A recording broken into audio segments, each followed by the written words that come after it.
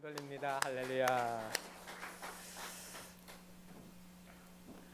숲속에서 고추 잠자리가 살았습니다. 어느 날 이 고추 잠자리에게 불행이 닥쳐왔는데 그의 사랑하는 아버지, 어머니, 누나, 동생이 거미줄에 걸려 거미의 밥이 되기도 하고 날아다니는 새들의 먹잇감이 되어서 하나하나 죽었습니다. 그래서 이 외톨이가 된 고추 잠자리는 너무 마음이 슬펐습니다. 아무리 생각해도 살 기분이 아니고 살 용기가 없었습니다. 그래서 죽어야겠다고 생각하고 하나님께 이야기를 했습니다. 하나님, 저 죽어야겠습니다. 마음이 아파서 도저히 살 수 없습니다. 가족을 하루아침에 다 잃어버렸습니다. 제가 어떻게 살아갈 수 있습니까? 그랬더니 그 말을 들으시던 하나님이 이렇게 대답을 했습니다. 내가 만일 한 가지 일을 한다면 내가 내 마음의 상처를 다 씻어주겠다. 앞으로 1년 동안 숲속을 돌아다니면서 마음의 아픔이 하나도 없는 곤충을 하나를 데려오너라. 그러면 내가 너의 마음의 상처를 다 씻어줄게. 하나님이 그렇게 말씀하셨어요. 고추 잠자리한테는 이게 아주 쉬운 일처럼 보였습니다. 그래서 대답을 했습니다. 그거야 쉽죠. 제가 해보겠습니다. 그래서 고추 잠자리는 바로 나와가지고 돌아다니면서 만나기 시작을 했습니다. 걱정 없이 노래 부르는 배짱이, 시원한 나무에서 노래하는 매미, 그리고 달 밝은 밤에 노래하는 여치, 밤의 정막을 깨트리는 귀뚜라미 골고루 찾아다니며 다 이야기를 해봅니다. 그런데 한결같이 힘들고 어려운 일이 많습니다. 배짱이는 너는 참 행복하겠다. 너는 아픔이 없지. 그랬더니 하는 말이 나 사실은 말이야 오늘 아침 먹을 게 없어서 굶었어.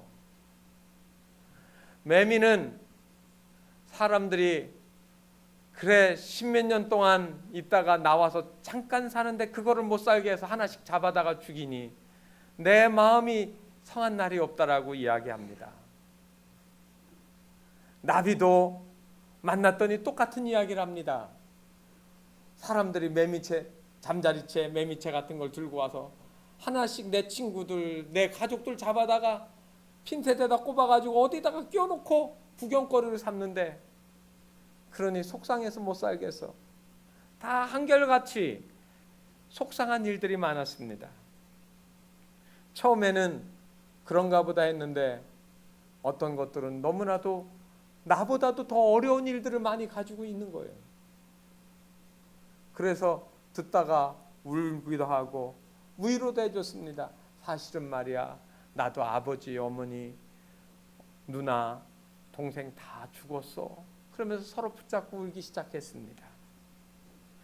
드디어 1년이 거의 다 지나가는데 하나도 마음 안 아픈 곤충이 없어서 찾지를 못했습니다.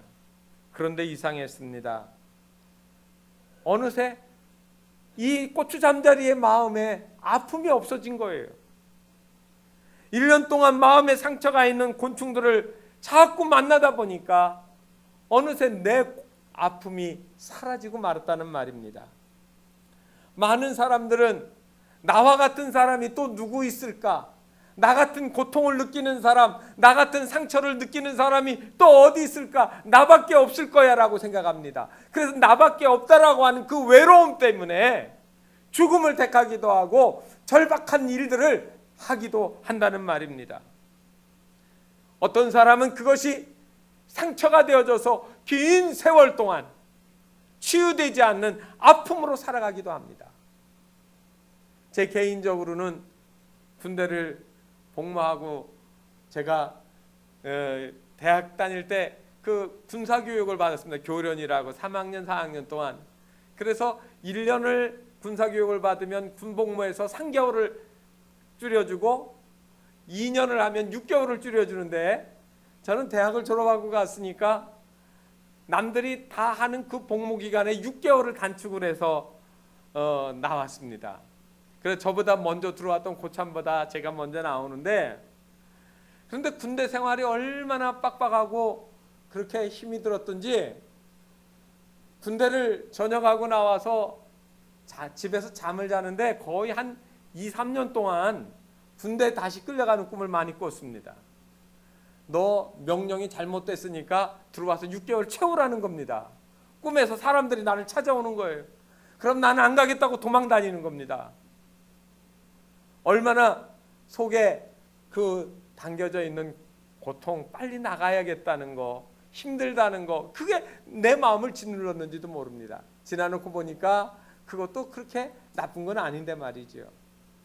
그래서 오늘날 이러한 마음 속에 있는 상처들, 이거를 전문 용어로 트라우마라고 하는 말입니다.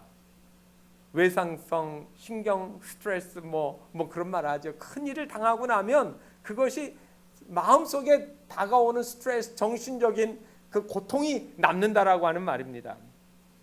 사실 여러분, 어떤 사람은 그것이 크게, 어떤 사람은 작게, 그것이 사람을 짓누르는 것이 있습니다. 또 어떤 사람은 현재 내 삶에 대한 불확실성 때문에 두려워하고 염려하는 것들도 있습니다. 저는 오늘 이 아픔, 이 상처들, 마음에 눌려있는 이것들을 치료하시는 하나님에 대해서 말씀을 드리려고 합니다. 오늘 제가 읽은 시편 4편은 바로 앞에 있는 시편 3편과 쌍둥이라고 합니다. 여러분 성경을 보게 되어지면 3편에는 다윗이 그의 아들 압살롬을 피할 때 지은 시 이렇게 되어 있습니다. 그런데 이 4장도, 이 시편 4편도 그것과 동일한 환경, 배경을 가지고 있는 겁니다. 여러분이 잘 아시는 것처럼 다윗이 사랑하는 아들 중에서도 잘생기고 똑똑하다고 하던 그 아들 압살롬이 어느 날 아버지를 죽이고 먼저 왕이 되겠다고 반역을 일으켰습니다. 그 상황에서 다윗이 허겁지겁 성을 탈출해서 도망쳐 나오면서 피난 생활을 하게 되어집니다. 왕궁에서 편안하게 그리고 안정되게 좋은 음식을 먹으며 시중을 받으며 살던 그가 도망자의 신세가 되어졌습니다. 그래서 도망가며 울며 맨발로 도망하던 그에게 그 사건은 잊을 수 없는 충격이 되었습니다. 그래서 시편 3편은 바로 그 고난의 시간들을 지날 때 이 이야기들을 훗날 시편으로 지어서 고난당하는 사람들에게 위로하려고 지은 시라고 합니다. 그래서 시편 3편은 우리가 아침에 부르는 노래라고 하는 별명이 붙어져 있습니다. 아침에 부르는 노래. 여러분, 특별히 그가 아들과 그에게 동조한 일부 신하들의 구테타를 피해서 도망가면서 하나님께서 조속히 구원하여 주심을 호소하고, 그리고 그 도망가면서 잠자리에 들 때 아침에 내가 정말 일어날 수 있을까 하는 불안감이 있었는데, 아침에 일어났을 때 내가 생명이 있음에 대하여 하나님 앞에 감사하는 그런 노래를 지었던 겁니다. 그래서 시편 3편 5절 말씀해 보면 내가 누워 자고 깨었으니 여호와께서 나를 지켜주심이로다라고 이야기를 했습니다. 구원을 확신하면서 하나님이 나를 아침에 지켜주시고 나를 깨어 일어나게 하신다라고 하는 아침의 찬양이 거기에 담겨져 있습니다. 그런데 오늘 이것과는 또 대조적으로 시편은 하나님을 절대적으로 신뢰하는 자만이 두려운 밤조차 평안히 잠들 수 있다라고 하는 저녁의 찬송, 저녁의 찬미의 내용이 이 시편 4편에 있습니다. 다윗은 이 시편에서 그에 당했던 고난 역경, 이 속에서 하나님이 도우신 것과 그것을 어떻게 극복하게 되었는지를 신앙의 기쁨으로 이야기를 하고 있습니다. 내가 평안히 눕고 자기도 하리니 나를 안전히 거하게 하시는 이는 오직 여호와시니이다. 안전히 거하게 하시고 또 평안히 눕고 자게 하시는 하나님. 그래서 이 시편 4편은 저녁에 부르는 노래라고 하는 별명이 있습니다. 아침과 저녁, 일어남과 잠, 이 두 가지가 인생의 삶을 묘사해 주고 있습니다. 오늘 저는 바로 그때의 경험들을 가졌던 다윗 왕이 시편 4편 2절에 나와 있는 말씀처럼 인생들아 어느 때까지 나의 영광을 바꾸어 욕되게 하며 헛된 일을 좋아하고 거짓을 구하려 하는가, 이렇게 이야기하면서 하나님을 모르는 오고 오는 세대들에게 어떻게 하여야 하나님이 주시는 참된 평안과 위로를 누릴 수 있는가를 이야기하고 있습니다.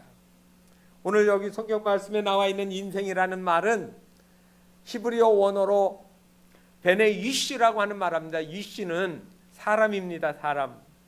그런데 이 베네라고 하는 말이 들어가면 무슨 뜻이 되어지는가 하면 고통을 이길 수 없는 연약한 사람이라는 의미가 되어집니다. 인생 들어갈 때 그 인생은 평범한 사람이 아닙니다. 고난 때문에 고난을 이기지 못해 힘겨워하고 낙심하고 절망하는 사람들에게 베네 이시, 다시 말하면 인생들아, 이렇게 말하는 겁니다. 오늘 상처받아서 신음하는 저와 여러분들, 우리 주위에 있는 많은 사람들에게 하나님이 인생들아, 고통을 힘겨워 이겨 못하는 너희들아, 이렇게 말씀하시는 거예요. 상처는 여러 경로를 통해서 옵니다. 때로는 주변 사람의 말 한마디에 가슴이 아파서 잠을 못 이루기도 합니다. 앞집 당장이 우리 집 앞 안으로 무너져도 상처를 받기도 하고, 남의 사업이 내 사업보다 더 잘 되면 그것이 상처가 되기도 하고, 남의 자식이 내 자식보다 잘 되어도 상처를 받기도 하고, 내 꿈이 더디 이루어지면 상처가 되어지기도 하고, 자존심이 상해서 상처가 되고, 남이 알아주지 않은 상처가 되고, 수도 없이 일마다 때마다 붙여놓으면 다 상처투성입니다. 여러분, 이 마음의 상처들이 쌓이고 쌓이면 어떻게 됩니까? 편안하지 않습니다. 아침에 기쁘게 일어나고 저녁에 평안히 잠자리에 들어가는 거 불가능해진다는 겁니다. 불면증에 걸립니다. 새벽이 돼도 일어나고 싶어도 일어나지지가 않습니다. 상처들은 사람의 시각을 왜곡시켜서 사람들의 말을 들으면 다 의심하고 불안하고 초조해집니다. 얼마나 많은 상처들이 사람과 사람의 관계를 망가뜨려 놓는지, 이 상처들이 때로는 하나님께 불순종하게 만들고 하나님하고 우리의 관계를 망가지게 만들어 놓는 것이 바로 이것이 아니겠습니까?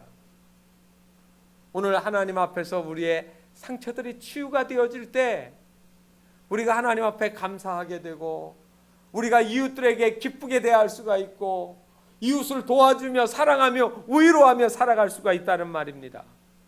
상처는 치유되어야만 합니다.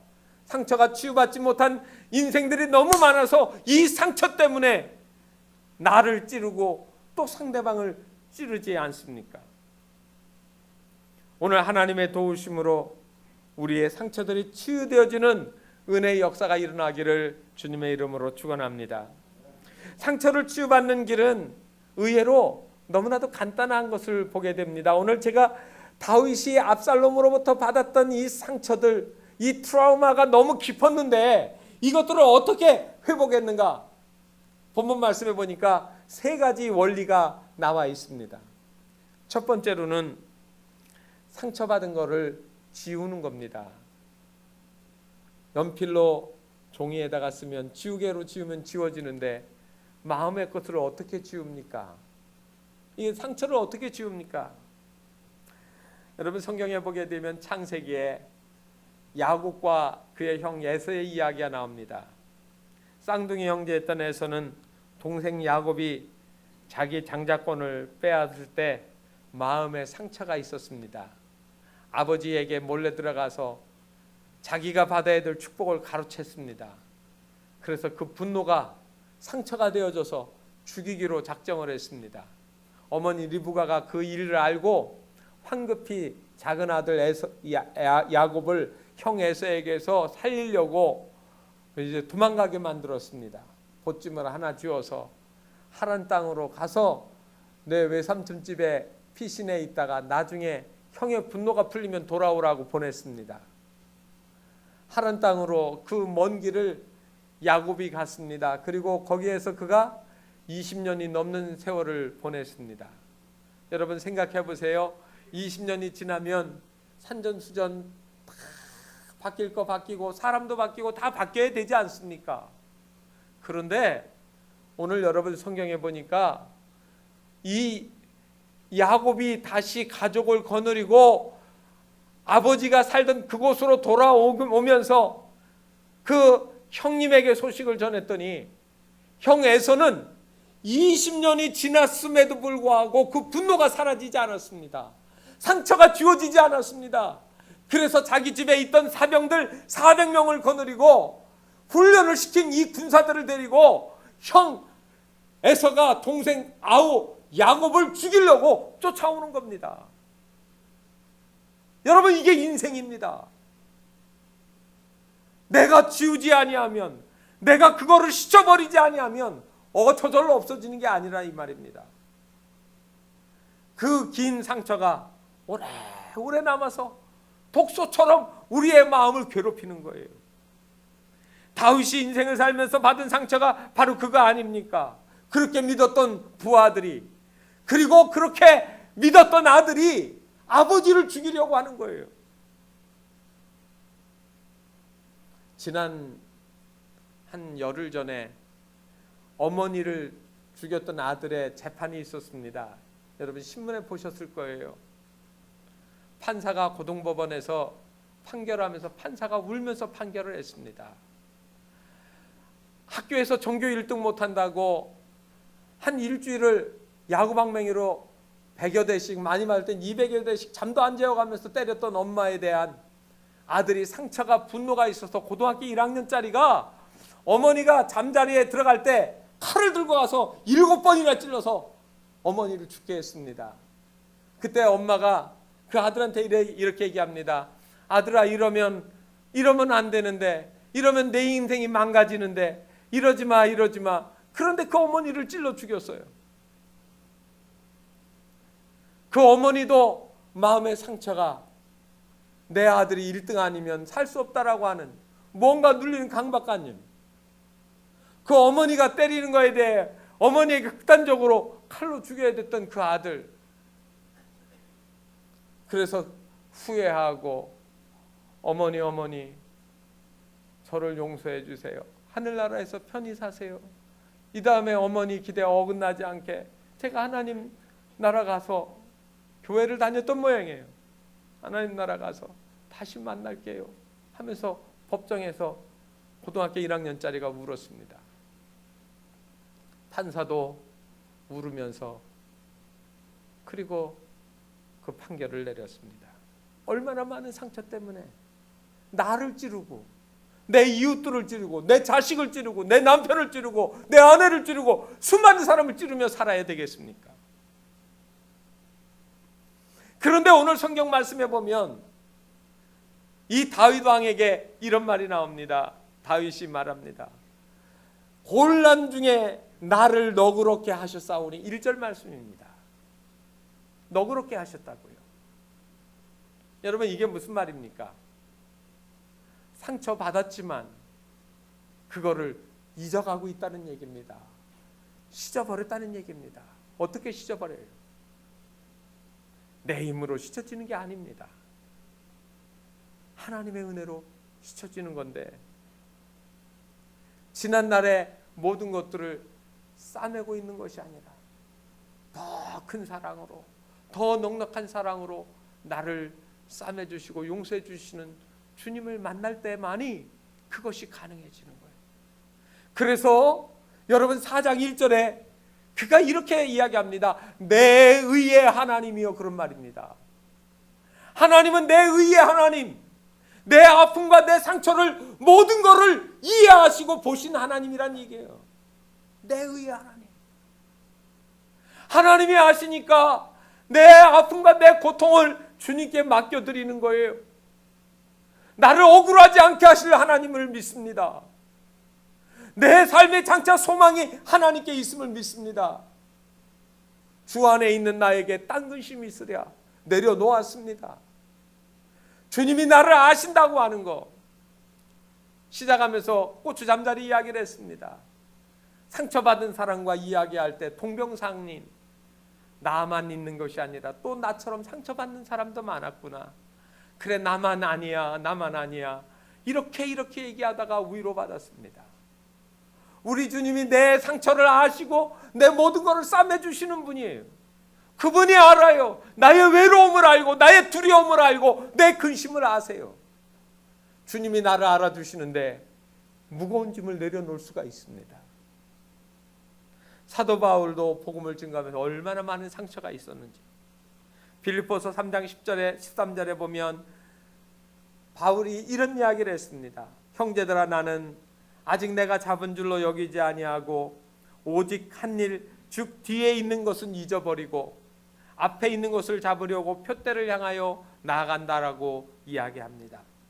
뒤에 있는 것은 잊어버리고, 뒤에 있는 것은 잊어버리고, 과거에 얽매이지 않아요. 계속 일어나는 일, 그것만 붙잡고 살지 않아요. 지나간 것이 여러분들을 붙잡아 놓도록 여러분들의 마음을 거기에다가 밧줄을 꽁꽁 동여맨 것처럼 살지 마시라는 말입니다. 잊어버리는 것이 축복입니다. 따라서 해봅시다. 잊어버립시다. 잊어버리는 것도 축복입니다. 그렇습니다, 여러분. 잊어버리세요. 지나간 것들을 잊어버리는 겁니다. 제가 성도님들 가운데 한 분이 어려웠는지 힘들었는지 시험에 걸렸대요. 시험에 걸렸대요. 또 얘기를 했더니 힘들다고 하시더라고요. 무척 화도 많이 났고 실망도 많이 하셨대요. 그런데 며칠 지나더니 훌훌 털어버리고 아무 일 없는 듯이 열심히 교회 생활을 하시는 거예요. 충성해요. 믿음직스러워요. 그래서 너무너무 고마워서 물었습니다. 어떻게 그렇게 빨리 제자리로 다시 돌아왔어요? 그랬더니 그분 하시는 말씀이 이런 말씀입니다. 지나간 거 다 잊어버렸어요. 현재가 중요하잖아요. 하나님이 보고 계시니 충성해야지요. 너무 심플해요. 너무 아주 쿨하게 시원하게 대답하시는 거예요. 뒤에 있는 거에 사로잡혀 있지 않아요. 여러분, 옛날 거 자꾸 곱씹어가면서 하면 그 옛날 거가 바뀌어집니까? 하나님이 내 아픔을 아시고 나를 인도해 주실 것 믿고 지워버리고 잊어버리고 새 출발하는 겁니다. 행복한 부부는 서로에게 상처를 주지 않습니다. 그런데 불행한 부부는 특징이 있습니다. 서로에게 상처를 주고 때만 되면 그거를 다시 끄집어내서 또 화살을 쏘는 거예요. 부부싸움 하다 보면 큰 거로 안 싸웁니다. 작은 거로 싸우지 않습니까? 수십 년 전에 상처받았던 얘기 끄집어내서 말하는 사람도 있는데 싸움판이 자꾸 커지더라고요. 기억력도 참 좋습니다. 그 많은 상처받은 얘기 다 잊어버리지 않고 다 기억하고 있다가 어쩌면 그렇게 잘 얘기하는지요. 그러니 상처가 언제 치유가 되어집니까? 안 치워져요. 치유가 안 되죠. 그런 사람들은 부부싸움이 중단되지 않습니다. 좋아지지도 않고요. 상처받았던 거 꺼내지도 말고 기억하지도 마세요. 하나님은 우리가 지난 날들을 잊어버리기를 원하십니다. 예수님은 우리가 과거에 지은 죄를 하나도 기억하지 않으신다고 했어요. 하나도 기억하지 않으신대요. 내가 옛날에 잘못한 거 회개하고 돌이키면 그다음부터는 과거는 불문에 붙이고 우리의 미래에 관심이 있어요. 현재의 삶에 관심이 있으시고 우리가 미래에 어떻게 살아갈 것인지 거기에 관심이 있어요. 안 기억하신다고요. 과거를, 우리의 잘못된 과거들을, 삐뚤어진 과거들은 다 지워버리고 뭐만 기억하시냐면 좋은 것, 잘된 것, 기억해야 될 만한 것만 기억하시는 거죠. 생각해 보세요. 주님이 용서해 주신다고 했다가 시간 나면 또 너 이놈 내가 그냥 두나 보자 하고 용서 안 해주시면 어떡하실 거예요? 주님의 성품은 다 용서해 주십니다. 오늘 이 아침에 우리의 과거의 모든 상처들이 치유되기를 원하십니까? 의의 하나님을 만나시기를 바랍니다. 내 의의 하나님이여, 나를 기억하소서, 나를 만나 주소서, 내 아픔을 이해해 주시옵소서. 그리하면 주님은 여러분을 그분의 능력으로 치유하여 주실 것입니다. 상처가 잊어지게 하실 것입니다. 나를 너그럽게 대해 주셨다라는 말은 잊어버려 주신다는 얘기예요. 내 잘못을. 두 번째로 치유받는 두 번째 원리는 보니까 씻어내는 건데 믿음의 기도와 말씀으로 씻어내는 겁니다. 여러분, 잊어버리려고 하는데 자꾸 안 잊어버려지는 거 있죠? 그냥 나누시면 안 됩니다. 여러분, 자꾸 기억나게 하는 거 누가 하는 것인 줄 아시지요? 마귀가 하는 겁니다. 사탄이 자꾸 안 좋은 것들을 일으키고 기억나게 하고 안 잊어버리게 하는 거, 그건 마귀의 일입니다. 하나님은 기억나게 안 하신 분의 그런 거는 바로 마귀의 사탄이 방해하는 겁니다. 내 힘으로 이 사탄의 괴계를 이길 수가 없습니다. 여러분, 이것을 이기려고 하면 예수님께 매달려야 됩니다. 그래서 시편 3편에서 다윗이 상처 주는 사람들 때문에 서운하고 억울하고 괴로운 마음을 하나님께 아뢰는 기도가 나옵니다. 하나님 억울합니다. 제가 이렇게 억울합니다라고 이야기를 하는 거예요. 어떤 거는 그냥 잊어버려지지만 어떤 거는 다 일러야 되는 거예요. 다 이야기해야 없어지는 게 있어요. 하나님 앞에 일러야 됩니다. 하나님께 말하세요. 그리하면 오늘 여기 4장 1절에 내게 은혜를 베푸사 나의 기도를 들으소서 하는 말이 나오는데 은혜를 베푸시는 하나님이 있습니다. 여러분, 상처는 기도하는 동안에 치유되어집니다. 기도하면 다윗의 상처가 치유됐습니다. 기도하면 목사의 상처가 치유됐습니다. 기도하면 장로님, 권사님, 집사님의 상처도 치유됐습니다. 기도하면 하나님은 우리의 상처를 씻어내십니다. 한 번 해서 안 되면 두 번 하시고 두 번 해서 안 되면 세 번 하세요. 그 이상 계속해서 됩니다. 없어질 때까지 하는 겁니다. 여러분, 계속 기도하다 보면 어느 순간에 그 상처가 새살이 나고 건강한 살로 바뀌어집니다. 그리고 그것이 인생의 축적이 돼서 연륜이 돼서 상처받은 사람들을 보면 위로할 수가 있어져요. 위로할 수가 있습니다. 아무리 큰 상처도 하나님께 기도로 맡기고 나가면 치유되어집니다. 오늘 그래서 인생들아, 어느 때까지 나의 영광을 받고 욕되게 하며 헛된 일을 좋아하고 거짓을 구하려 하는가? 약하고 부족한 인생들아, 너희들이 하나님의 뜻을 배반하고 사람들을 고통스럽게 하는 일들을 언제까지 하겠는가? 너희는 하나님의 편이심을 기억하라고 우리에게 이야기합니다. 상처받고 가슴으로 끙끙거리는 사람들이 있습니다. 여러분, 그 사람은 제가 어떻게 이해를 하느냐면 기도하지 않는 사람입니다. 그 기도하지 않고 상처를 자꾸 들춰내서 사람들을 불편하게 만들어요. 문제를 자꾸 긁어내요. 여러분, 상처가 난 데를 병균 있는 손톱이 있는 이거로 자꾸 긁어보세요. 덧난다고 하죠. 덧나면 여러분 성이 나요. 살갗이 이렇게 부어올라요. 거기다 자꾸 긁어보세요. 진물이 나고 더 크게 덧이 납니다. 어떻게 해야 됩니까? 상처는 연고를 바르고 손대지 않는 겁니다. 아물게 만들어야 됩니다. 하나님의 말씀으로 약을 삼아 내 심령에 바르고, 그리고 기도하면서 그것을 가볍게 만들어 나가는 겁니다. 상처가 무겁습니까? 내가 기도하지 않는 겁니다. 견딜 수 없습니까? 기도하지 않는 겁니다. 기도가 우리의 상처를 치유하시는 하나님의 손길이 되어집니다. 세 번째로는 하나님을 바라보는 거예요.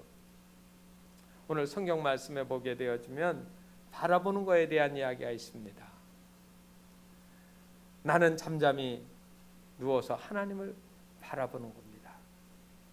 여호와여 주의 얼굴을 들어 우리에게 비추소서. 하나님의 은혜를 기다려요. 여러분, 묵상하는 건데 이거는 인내를 이야기합니다. 하나님 앞에 기도한 것들은 치유가 되어집니다. 조금 기다려야 됩니다. 어떤 때는 기도해놓고 금방 효과가 안 나온다고 금방 쏟아버리는 경우가 많습니다. 기도해도 안 되더라. 아닙니다. 기도가 안 되는 게 아니라 하나님이 일하시는 시간이 있습니다. 새 중에 알바트로스라고 하는 새가 있습니다. 아마 새 중에 제일 큰 새라고 합니다. 몸의 길이가 다 자라면 90cm, 거의 1m 육박하고 날개를 쫙 펴면 3.5m까지 날개가 벌어진다고 합니다. 이 새는 지구상에서 가장 큰 새일 뿐만 아니라 가장 높이 가장 멀리 날아간다고 합니다. 조류학자들이 위치 추적 장치를 이 새에다가 부착을 했더니 이 새가 한 번에 높이 날아서 가장 멀리 가는 게 8,500km.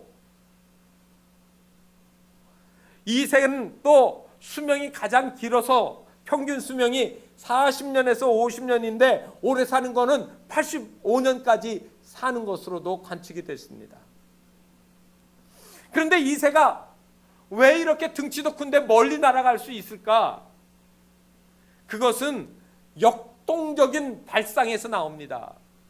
여러분, 제가 아까 말씀드리면서 태풍이 오니까 집에 나가지 말고 집 안에서 가만히 있어야 됩니다. 간판 날아다니다가 맞으면 죽습니다. 위험합니다. 말씀드렸잖아요. 그런데 이 알바트로스라고 하는 이 새는 폭풍이 몰아치면 절벽에 있다가 그 폭풍을 향해 날아가는 겁니다. 그 폭풍을 향해서 큰 날개를 펴고 폭풍 꼭대기로 올라가는 겁니다. 폭풍을 마주해서 날개를 치고 쫙 그거로 해서 위로 올라가는 겁니다. 폭풍 꼭대기로 높이 높이 올라가요. 그리고 폭풍이 사라지면 높이 올라간 그 상태에서 날개를 펴가지고 비행을 하면서 멀리 날아가는 겁니다.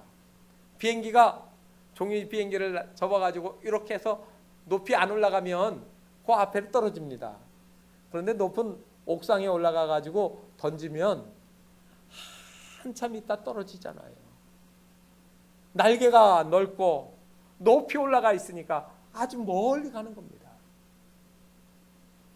여러분, 그런데 이 알바트로스가 이 비행에 필요한 힘과 에너지 중에 98%는 바람에서 얻고 나머지는 날갯짓으로 얻는 건 2%밖에 없다는 거예요.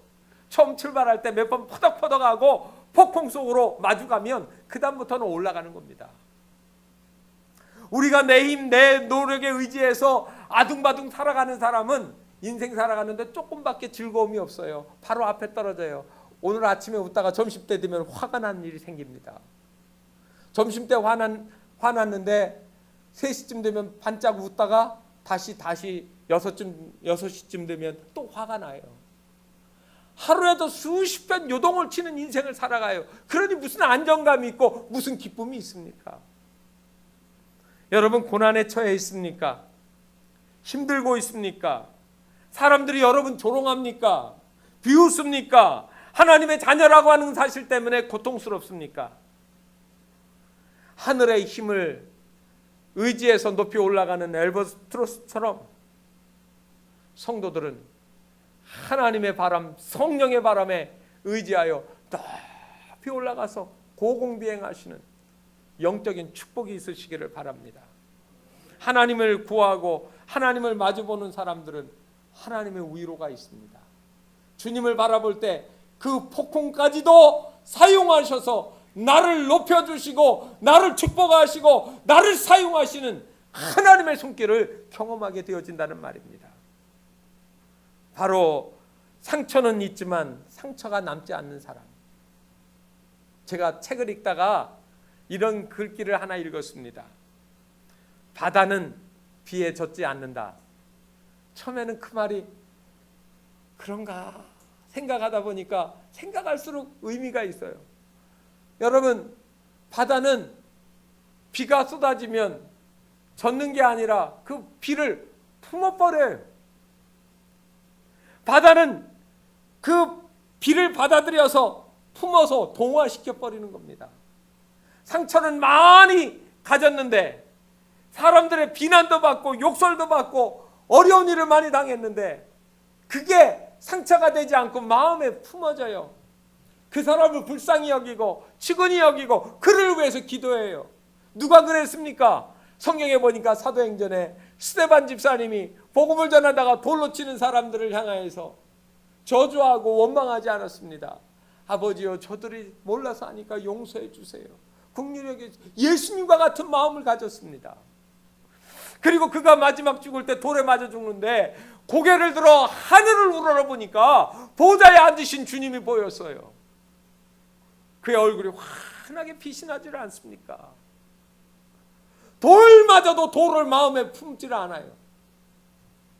바다는 비에 젖지 않듯이 여러분의 심령이 하나님의 말씀으로 새로워졌을 때 세상을 품고 그리고 미움과 분노와 증오를 그거를 다듬어서 화평케 만드는 하나님의 사람이 돼야 되지 않겠습니까? 제가 이제 한 찬송시를 소개하고 말씀을 마치도록 하겠습니다. 미국의 필라델피아 지역의 한 고등학교에 엘리자 에드먼드 히윗이라고 하는 여자 선생님이 계셨습니다. 그 학교에는 성질이 아주 삐뚤어진 문제 학생이 하나 있었는데 히윗 선생님이 그 학생을 불러서 면담을 했습니다. 상담을 하고 조용히 조언을 하는데 이 학생이 흥분을 해가지고 선생님한테 옆에 있는 물건을 휘둘렀습니다.